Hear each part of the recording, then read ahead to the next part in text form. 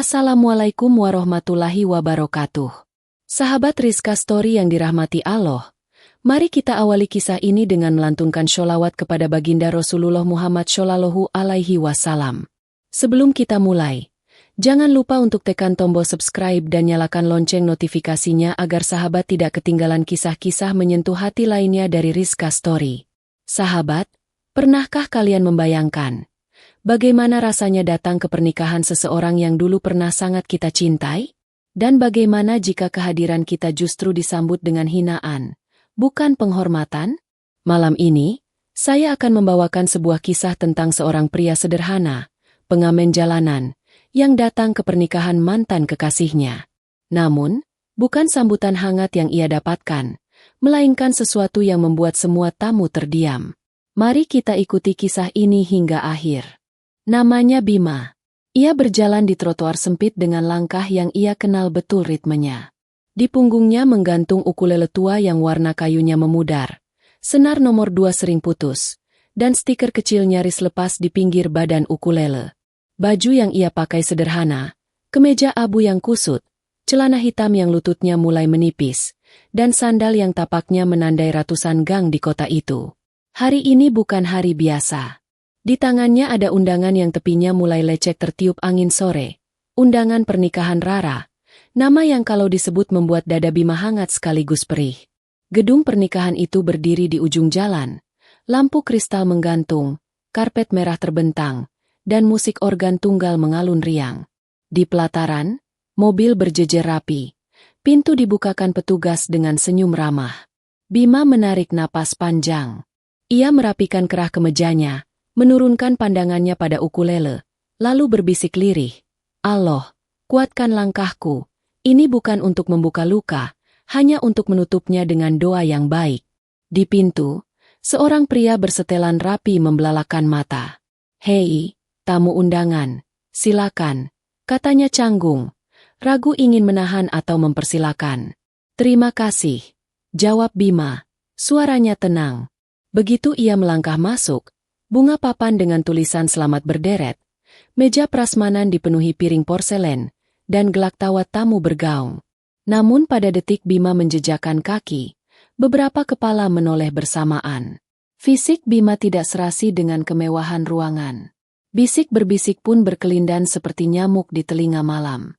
"Itu Bima," bisik seorang perempuan muda pada temannya sambil menutup mulut menahan tawa. "Mantan Rara yang pengamen itu. Ya ampun. Kok berani datang sih?" Seorang pria berjas mengangkat alis, menatap dari bawah ke atas. Pakaian lusuh, ukulele, keren juga. Pesta jadi panggung jalanan, ucapnya sinis. Bima mengedarkan pandang.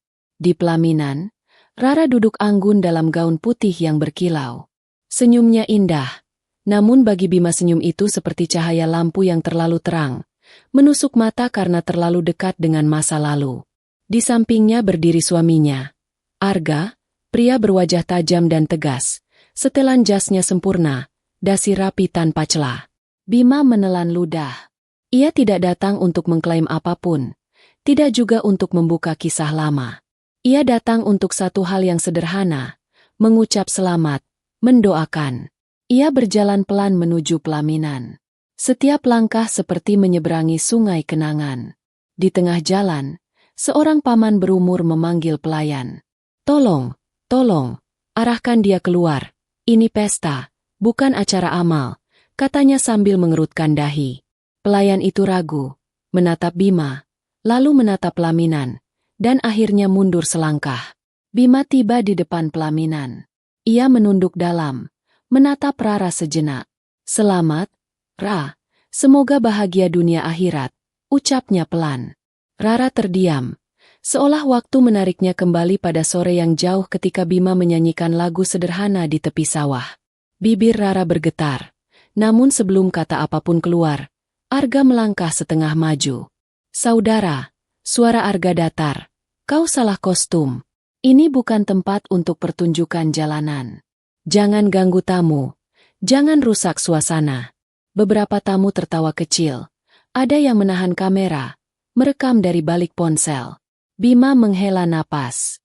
Ia menatap Arga, lalu kembali menunduk. Saya tidak berniat mengganggu. Saya hanya ingin mengucapkan selamat.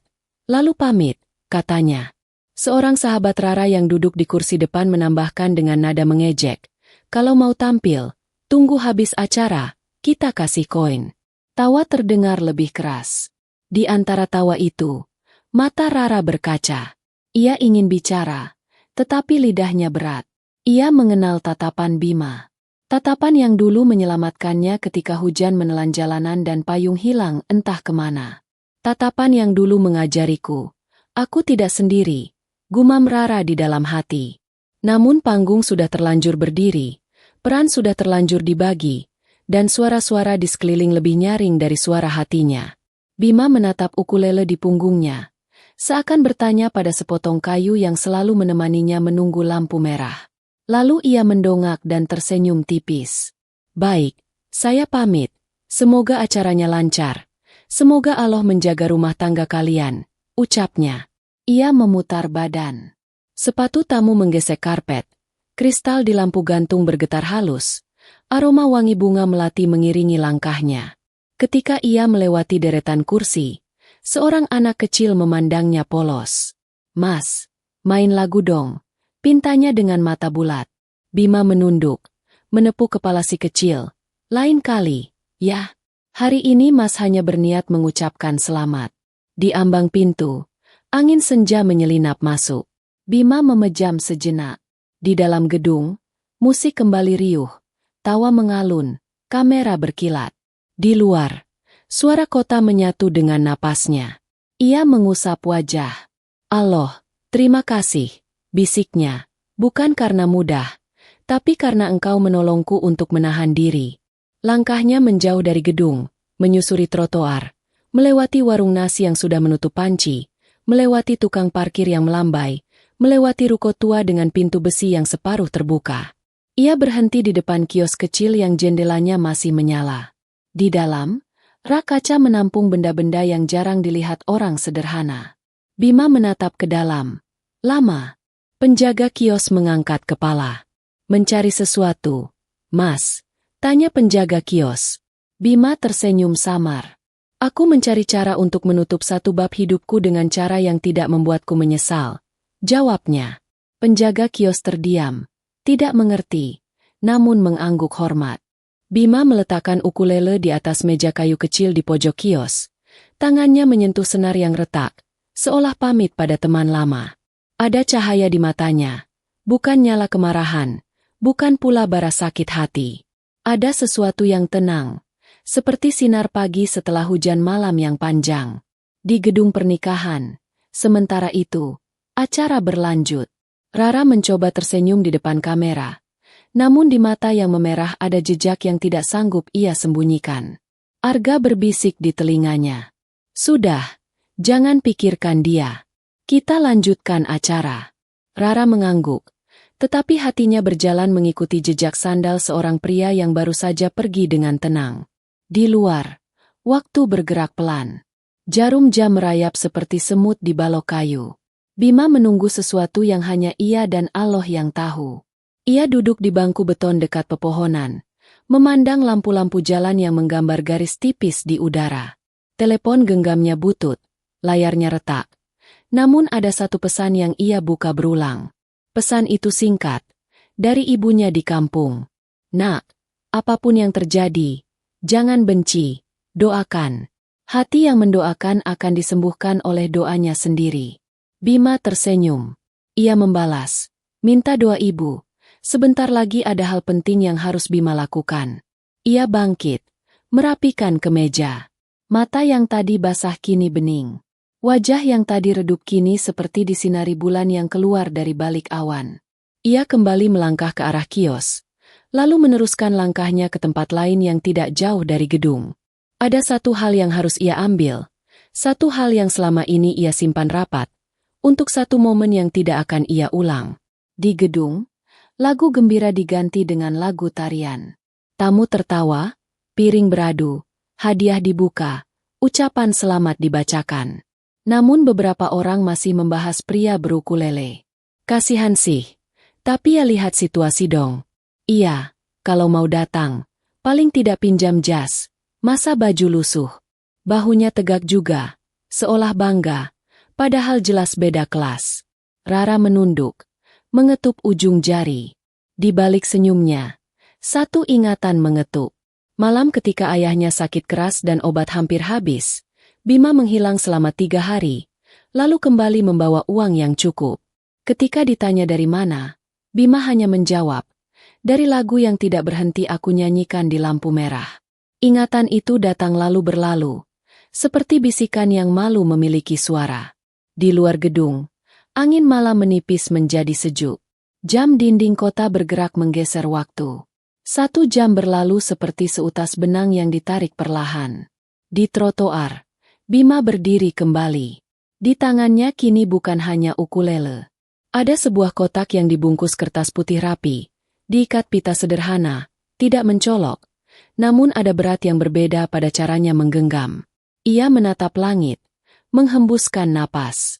Allah, jadikan ini penutup yang baik, bukan untuk menyakiti, hanya untuk mengajarkan hati agar tidak lagi menoleh. Ia melangkah menuju gedung pernikahan Rara. Lampu-lampu kristal masih menyala, suara tawa masih mengapung, dan pintu masih terbuka. Petugas yang tadi canggung kini terpaku melihat Bima kembali, dengan langkah lebih mantap, mata lebih terang, dan sepotong janji yang tidak seorang pun tahu isinya. Bima menatap lorong karpet merah, lalu melangkah masuk. Hening kecil menyertai forsenya waktu, seolah ruangan sedang menahan napas. Kotak putih itu berada di tangan kirinya, ukulele di tangan kanan, dan di dadanya ada ketenangan yang tidak bisa dibeli. Di ujung karpet, pelaminan menunggu seperti panggung yang siap menerima babak baru. Bima berhenti tepat 3 langkah sebelum tangga kecil menuju pelaminan. Ia memandang sekeliling, menatap wajah demi wajah, lalu mengangkat suaranya secukupnya agar terdengar oleh semua. Maafkan saya kembali bukan untuk mengulang luka. Saya kembali demi menepati satu janji lama. Ruangan itu mendadak sunyi. Tangan yang tadi memegang ponsel menurunkan kameranya. Tawa yang tadi menggelegak merunduk menjadi diam. Rara menggenggam buket di pangkuannya. Jantungnya berdebar tanpa ia minta. Arga memiringkan kepala. Alisnya bertaut. Bibirnya tertarik tipis. Bima menatap kotak putih itu, mengelus pita yang sederhana, lalu menatap pelaminan sekali lagi. Sebelum aku pergi, izinkan aku menyerahkan ini, ucapnya pelan namun jelas. Kotak itu ia peluk rapat, seolah di dalamnya ada sesuatu yang bukan hanya benda. Dan pada detik ketika ia mengangkatnya, satu persatu napas di ruangan tertahan. Tidak ada yang benar-benar tahu apa yang akan terjadi, tetapi semua merasakan sesuatu yang sebentar lagi akan mengubah cerita. Bima berdiri tegak di depan pelaminan.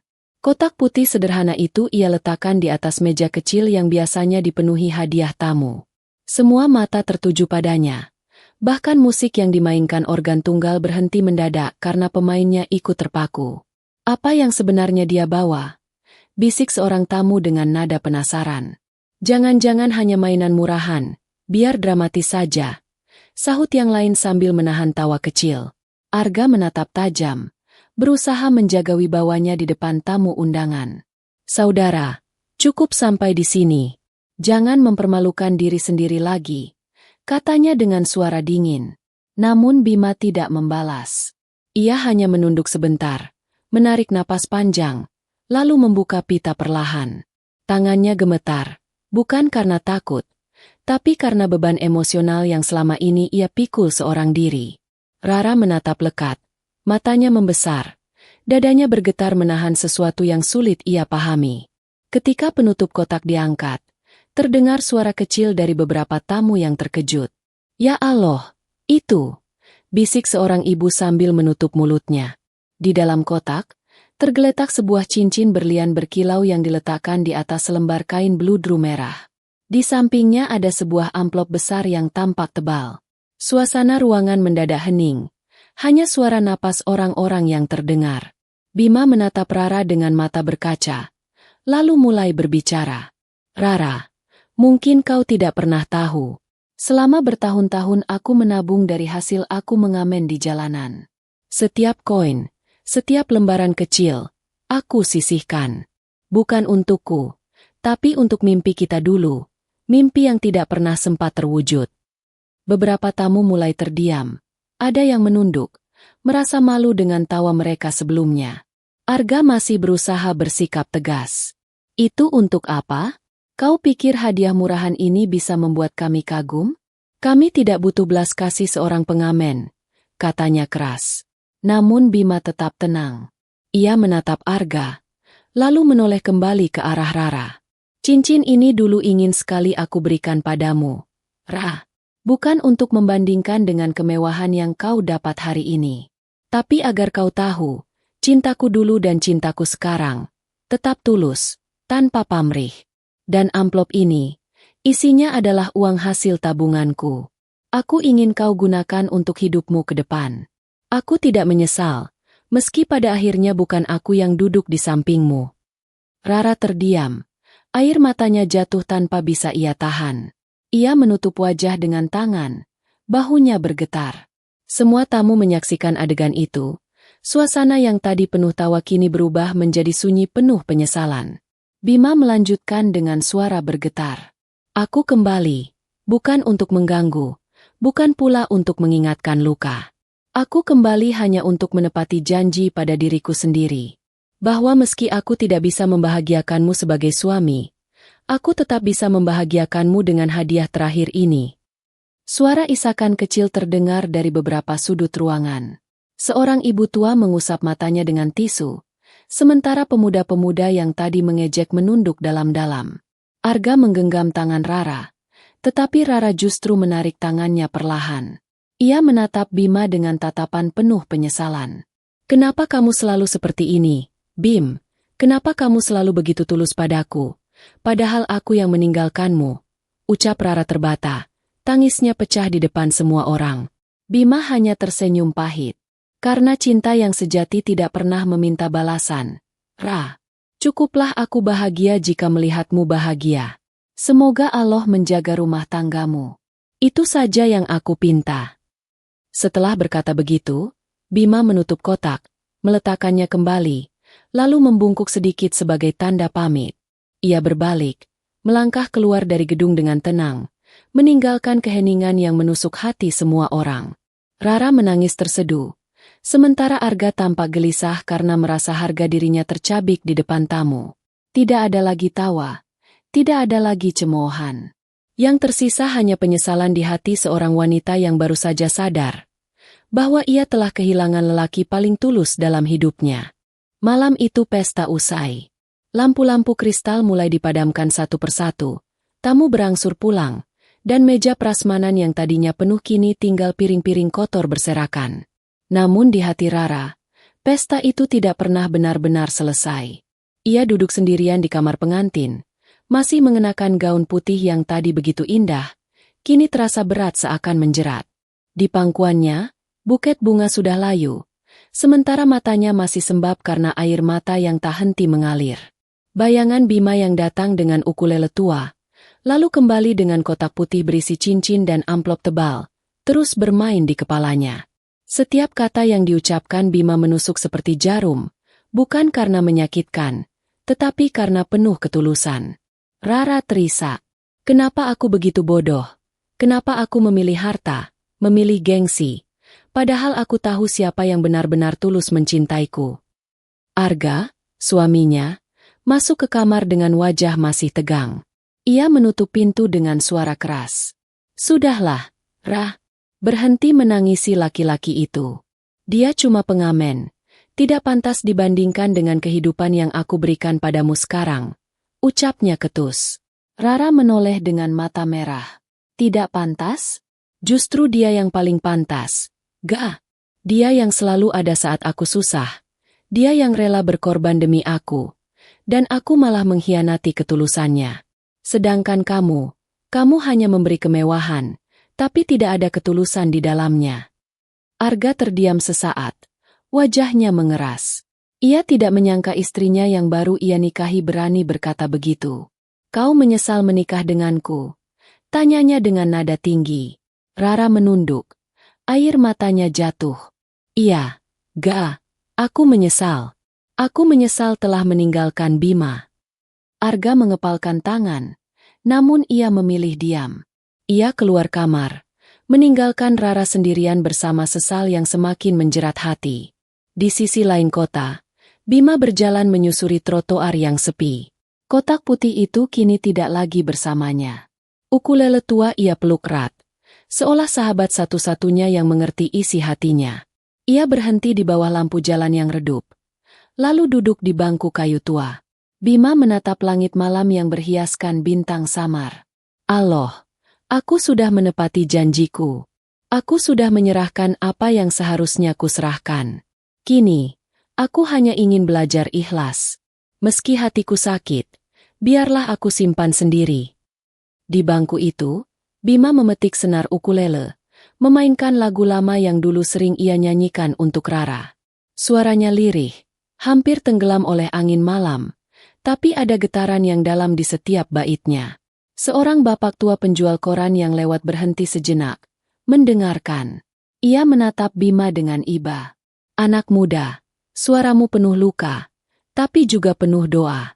Semoga Allah memberi ganti yang lebih baik, katanya pelan. Bima hanya tersenyum. Amin, Pak. Terima kasih.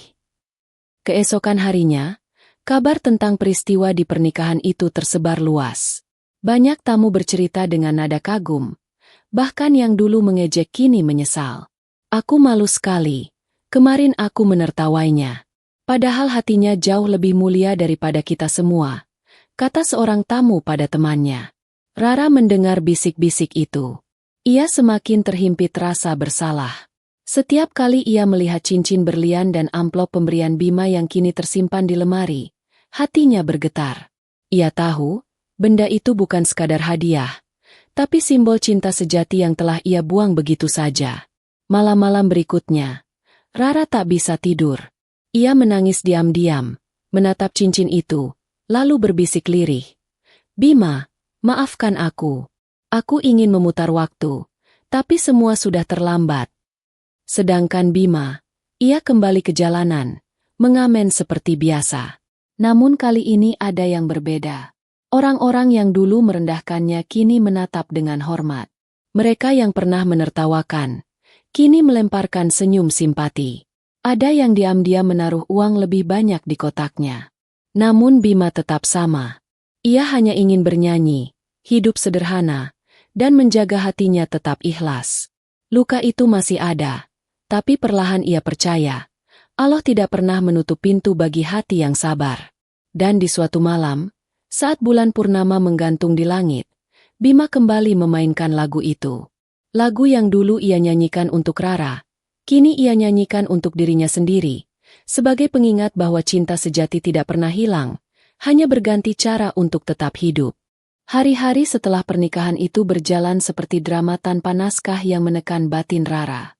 Dari luar, orang-orang melihat ia sebagai wanita beruntung, menikah dengan pria kaya raya yang punya segalanya. Namun di dalam rumah, yang ada hanyalah kehampaan. Rumah besar dengan lampu kristal, sofa empuk, dan lantai marmer dingin tidak mampu menghangatkan hati Rara. Setiap kali ia duduk sendirian di ruang tamu, bayangan wajah Bima muncul begitu jelas. Tatapan teduhnya, senyum pasrahnya, dan kata-kata terakhirnya saat menyerahkan hadiah itu selalu mengiang. Cukuplah aku bahagia jika melihatmu bahagia, Ra? Rara menutup wajahnya dengan kedua tangan. Air mata jatuh tanpa bisa ia bendung. Tapi aku tidak bahagia, Bim. Aku tidak bahagia, bisiknya lirih. Sementara itu, Arga semakin menunjukkan sifat aslinya. Ia adalah pria keras, ambisius, dan penuh gengsi. Suatu malam, saat mereka makan malam bersama, Arga meletakkan sendok dengan kasar. Berhenti melamun. Ra, sejak hari itu aku lihat kau tidak pernah benar-benar ada di sini. Apa masih kepikiran si pengamen itu? Tanyanya tajam. Rara terdiam, lalu menunduk. Aku merasa bersalah. Gak, dia terlalu tulus. Dan aku. Suaranya tercekat. Arga memukul meja hingga gelas hampir jatuh. Cukup. Jangan pernah sebut nama dia lagi di hadapanku. Kau istriku sekarang, bukan miliknya. Lupakan masa lalu. Rara menitikkan air mata. Ia tidak sanggup menjawab. Dalam hatinya ia tahu, ia mungkin bisa menutup mulutnya. Tapi ia tak bisa memaksa hatinya berhenti merindukan ketulusan yang telah hilang. Di sisi lain, Bima tetap menjalani hidupnya dengan sederhana. Meski hatinya hancur, ia tidak pernah menunjukkan kesedihan pada orang-orang di jalan. Ia tetap bernyanyi, tetap menyapa dengan senyum, dan tetap memberi semangat pada anak-anak kecil yang menontonnya. Suatu sore, seorang anak kecil bernama Dira menghampirinya. "Mas Bima, kenapa wajahmu sering sedih waktu nyanyi? Tapi lagunya bikin aku tenang," ucap anak itu polos. Bima tersenyum, menepuk kepala Dira. "Kadang, Nak, lagu yang paling indah lahir dari hati yang paling luka. Tapi tidak apa-apa, karena luka bisa jadi doa yang diam-diam menguatkan kita." Anak kecil itu mengangguk tanpa benar-benar mengerti. Namun kata-kata Bima menyentuh hati seorang ibu yang kebetulan mendengar. Ibu itu mendekat, lalu berkata, "Mas, suara dan hatimu luar biasa. Kau bukan pengamen biasa. Kau guru kehidupan." Bima hanya menunduk rendah. "Saya hanyalah orang kecil, Bu. Yang penting saya bisa terus bersyukur pada Allah." Malam itu, Rara kembali tidak bisa tidur. Ia duduk di balkon rumah megahnya, memandangi jalanan sepi. Angin malam berhembus, membawa bayangan masa lalu. Ia membuka lemari kecil di samping ranjang, mengambil cincin berlian yang Bima tinggalkan. Tangannya bergetar saat memegangnya.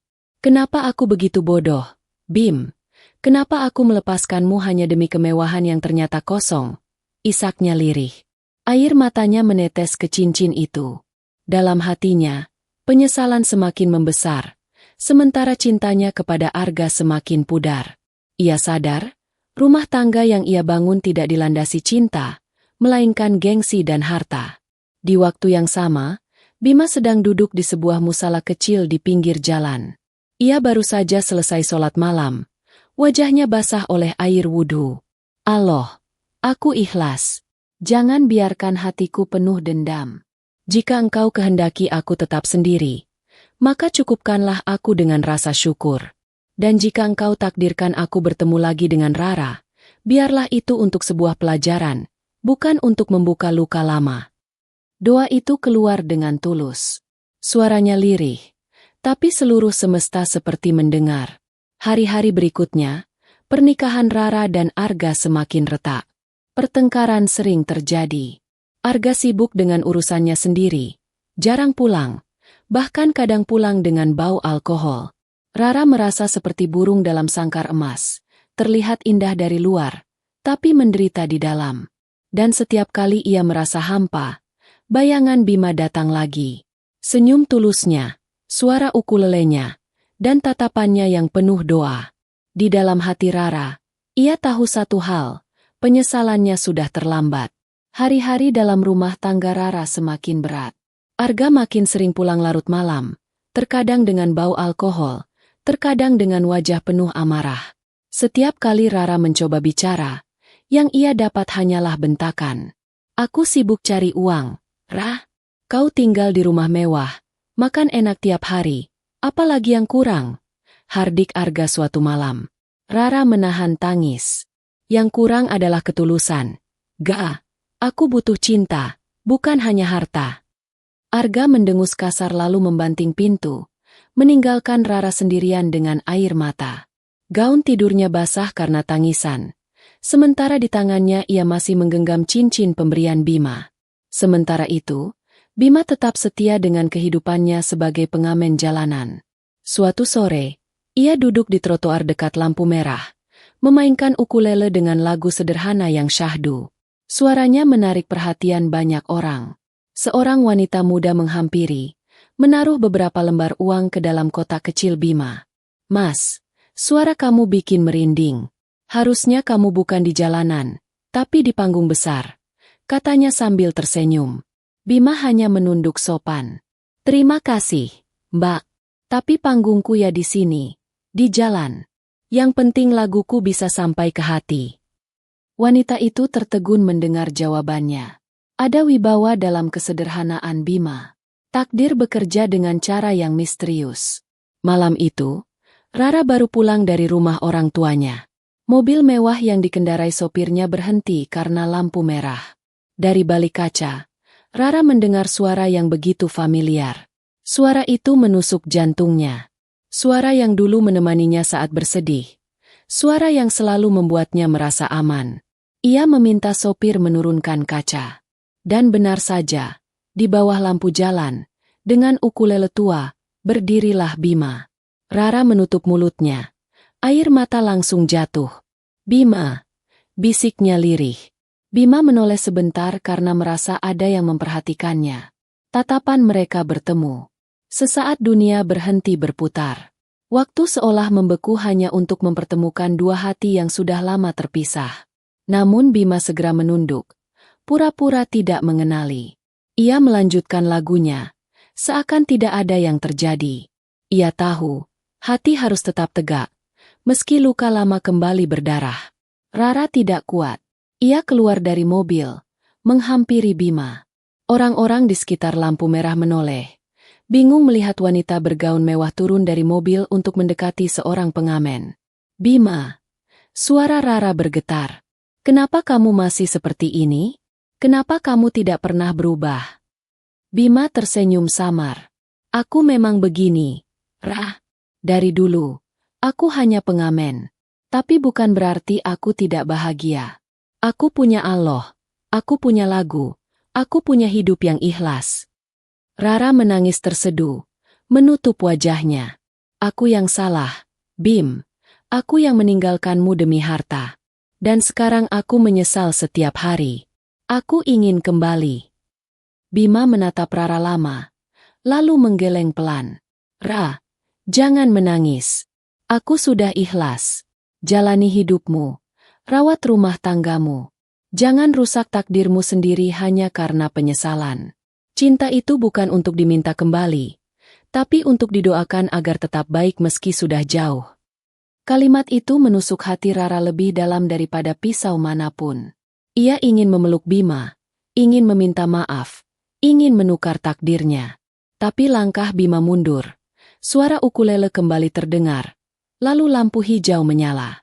Jalanan kembali ramai, dan Rara hanya bisa berdiri terisak di tepi jalan, menyaksikan lelaki yang dulu ia abaikan menghilang di telan keramaian kota. Malam itu, Rara tidak bisa tidur. Pertemuan singkat di lampu merah membuat hatinya semakin hancur. Ia sadar, cintanya pada Bima tidak pernah hilang. Dan semakin hari, rumah tangganya dengan Arga makin retak. Seolah Allah ingin menunjukkan bahwa kebahagiaan tidak pernah lahir dari kesombongan dan harta. Di sisi lain, Bima duduk di musala kecil lagi. Ia menengadahkan tangan dengan doa lirih. "Allah, lindungi Rara meski bukan aku yang mendampinginya. Dan cukupkanlah hatiku dengan rasa sabar. Jangan biarkan aku kembali tenggelam dalam luka, tapi jadikan aku kuat untuk tetap melangkah." Dan di sana, di kesunyian malam, doa itu melayang ke langit, menyatukan cinta yang sudah patah tapi tidak pernah mati. Hari demi hari, rumah tangga Rara dan Arga semakin dipenuhi bara. Dari luar, mereka masih terlihat sebagai pasangan glamor dengan rumah megah dan mobil mewah. Namun di balik pintu besar yang tertutup rapat, pertengkaran jadi santapan sehari-hari. Suatu malam, Arga pulang larut dengan langkah gontai. Bau alkohol menyengat dari napasnya. Rara menunggu di ruang tamu dengan wajah letih. "Ga, sampai kapan begini? Aku sendirian setiap malam. Aku butuh suami, bukan sekadar nama dan harta," ucap Rara dengan suara bergetar. Arga mendengus, lalu melempar jasnya sembarangan. "Kau jangan mulai lagi, Ra. Aku capek cari uang, sementara kau hanya tahu mengeluh." Rara berdiri, menahan air mata. "Capek cari uang? Uang yang kau habiskan di meja judi? Uang yang kau hamburkan di tempat yang bahkan tak pantas kusebut." Tamparan keras mendarat di pipi Rara. Tubuhnya terhuyung ke sofa. Air matanya langsung pecah. "Diam, Rara. Jangan sok suci di hadapanku," teriak Arga dengan mata merah penuh amarah. Rara menutup wajahnya, menangis dalam diam. Di dada, ia merasa sesak, seolah dunia menertawakan pilihannya. Hati kecilnya berbisik, andai aku memilih tetap bersama Bima, aku mungkin tidak punya rumah mewah, tapi aku punya kebahagiaan. Hari-hari berikutnya, luka batin Rara semakin dalam. Ia mulai kehilangan nafsu makan, tubuhnya semakin kurus, dan wajahnya pucat. Orang tua Rara yang datang berkunjung heran melihat kondisi putri mereka. "Rara, apa yang terjadi? Kenapa wajahmu begini?" tanya ibunya sambil mengelus rambut Rara. Rara hanya tersenyum kecut. "Tidak apa-apa, Bu. Aku hanya lelah." Namun di balik senyum itu, hatinya berteriak keras. Sementara itu, kabar buruk tentang Arga mulai tersebar. Bisnisnya bermasalah, utang menumpuk, dan reputasinya jatuh. Rumah tangga mereka pun semakin goyah. Banyak teman yang dulunya dekat kini menjauh. Suatu malam, pertengkaran besar pecah. "Aku sudah muak, Ra. Kalau kau tidak tahan, pergi saja. Jangan bebankan aku dengan wajah sedihmu itu," teriak Arga sambil membanting gelas hingga pecah. Rara menatapnya dengan mata basah. "Baik, Ga. Kalau itu maumu, aku akan pergi. Aku sudah terlalu lelah. Aku menyesal pernah memilihmu." Arga terdiam, wajahnya memerah.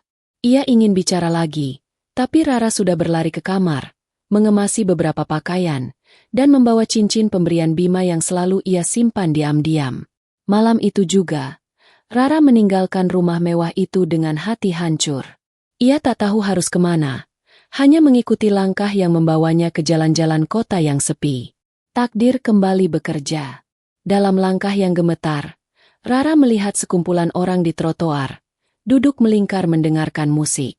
Di tengah mereka, dengan ukulele tua yang setia, Bima sedang bernyanyi dengan suara lirih namun penuh makna. Lagu yang ia nyanyikan tentang kesabaran dan doa, membuat banyak orang terdiam. Air mata Rara jatuh deras. Ia berdiri di kejauhan, menatap sosok yang pernah ia buang tapi tak pernah bisa ia lupakan. Sosok yang kini kembali ia temui, bukan sebagai seorang mantan, tapi sebagai cahaya kecil di tengah kegelapan hidupnya. "Bima," bisiknya dengan suara bergetar. Bima menoleh. Tatapan mereka bertemu sekali lagi. Kali ini, bukan sekadar kebetulan. Ada luka yang sama-sama mereka bawa. Ada doa yang sama-sama mereka simpan. Namun, Bima tetap diam. Ia hanya tersenyum samar, lalu kembali memetik ukulele, seolah berkata lewat musiknya, "Aku di sini, tapi bukan untukmu lagi." Malam itu, Rara pulang ke rumah orang tuanya dengan hati hancur. Ia sadar, kebahagiaannya telah ia buang dengan tangannya sendiri. Rumah tangga yang ia pilih ternyata hanya penjara. Sementara cinta sejati yang ia tinggalkan kini sudah terlalu jauh. Namun, satu hal pasti, penyesalannya sudah terlalu dalam, dan takdir masih menyimpan babak berikutnya yang akan mengejutkan semua orang. Hari-hari berikutnya menjadi titik terendah dalam hidup Rara. Setelah keluar dari rumah mewah itu, ia tinggal bersama orang tuanya. Namun tekanan batin membuatnya jatuh sakit. Tubuhnya lemah, wajahnya pucat, dan mata yang dulu berbinar kini kehilangan cahaya. Arga benar-benar meninggalkannya. Ia kabur keluar kota setelah bisnisnya bangkrut. Utang menumpuk, nama baik hancur, dan ia bahkan tidak menoleh sedikit pun pada Rara. "Dia suamimu, Ra? Suami yang meninggalkanmu di saat kau jatuh? Inikah yang kau pilih?" tanya ibunya dengan air mata.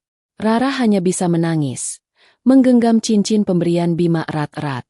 Di tengah sakitnya, Rara hanya teringat satu nama. Bima, lelaki yang dulu ia abaikan. Lelaki yang tulus tanpa pamrih. "Ibu, tolong, aku ingin bertemu Bima. Aku harus meminta maaf padanya sebelum terlambat," bisiknya lemah. Ibunya mengangguk. Dengan berat hati, ia meminta seorang tetangga mencari keberadaan Bima. Beberapa hari kemudian, sebuah kabar sampai ke rumah Rara. "Bu, saya tahu tempat Mas Bima. Dia sering mengamen di taman kota. Tapi, belakangan ini dia jarang muncul. Katanya dia sibuk di sebuah acara amal untuk anak-anak jalanan." Mendengar itu, hati Rara bergetar. Meski terluka, Bima tetap membaktikan hidupnya untuk orang lain. Ia makin sadar bahwa yang ia tinggalkan bukan hanya cinta, tapi juga seorang manusia berhati mulia.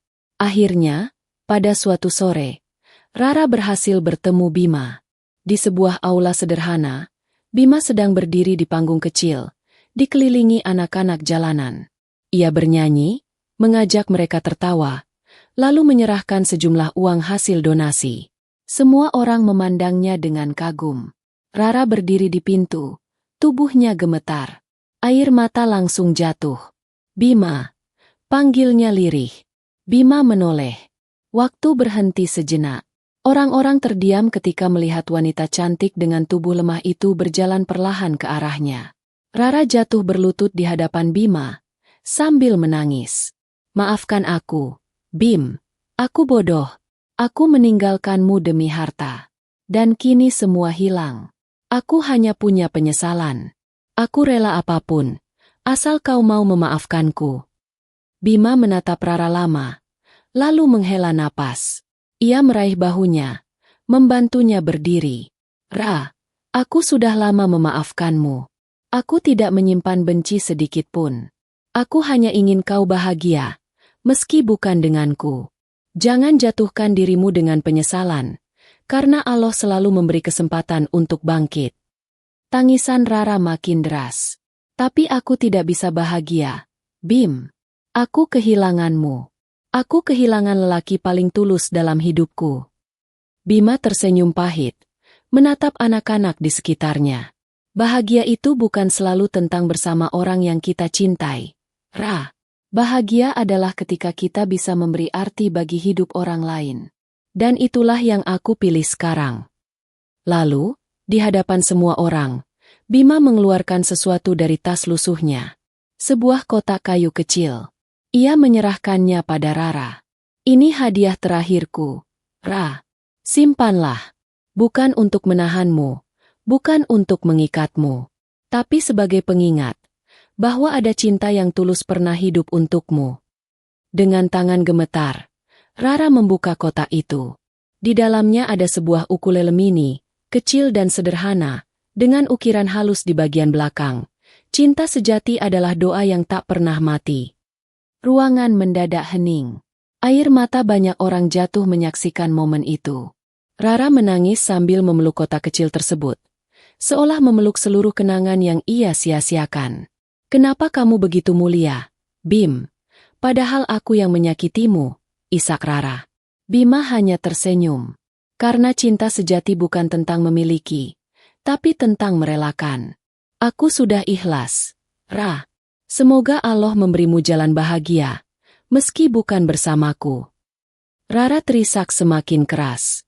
Penyesalan itu membakar hatinya. Ia ingin sekali memutar waktu, namun semuanya sudah terlambat. Yang tersisa hanyalah air mata, dan sebuah ukulele kecil yang akan selalu mengingatkannya bahwa ia pernah memiliki cinta sejati, tapi ia sendiri yang mengabaikannya.